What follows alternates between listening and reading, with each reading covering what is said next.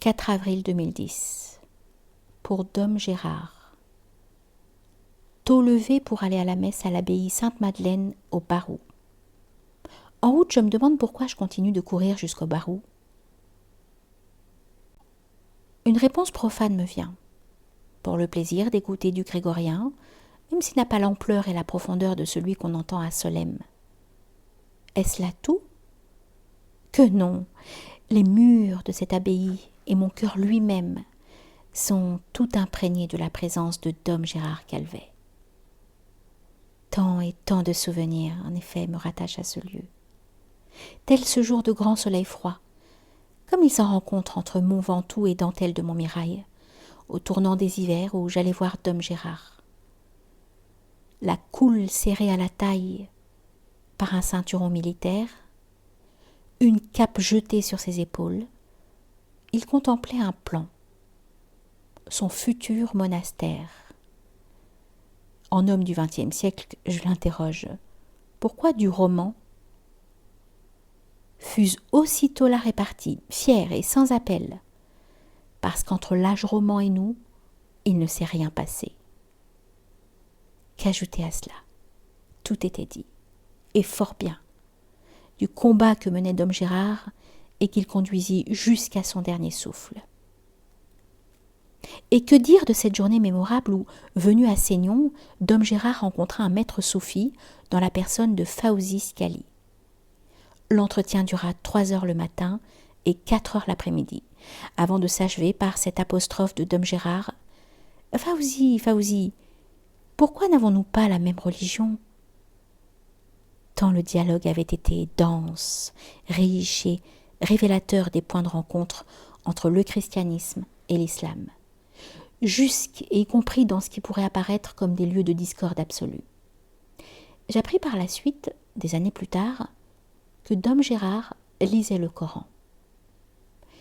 Reste à évoquer cet ultime souvenir. Dom Gérard m'accueille au parloir. Son visage est congestionné. Une nouvelle fois, nous parlons de l'islam. Je lui confie que la transcendance absolue qui le caractérise m'effraie, que l'incarnation du Christ me rassure, parce qu'elle offre une médiation et que la Sainte Famille présente l'exemple le plus parfait du sacré. Je venais ainsi de résumer mon cheminement spirituel tel que je l'avais vécu durant 30 années au moins, et tel qu'il avait bien voulu l'accompagner avec sa douceur habituelle, sans jamais essayer de l'infléchir, ce dont je lui suis un gré infini. Quelques jours plus tard, Dom Gérard rendait son âme à Dieu.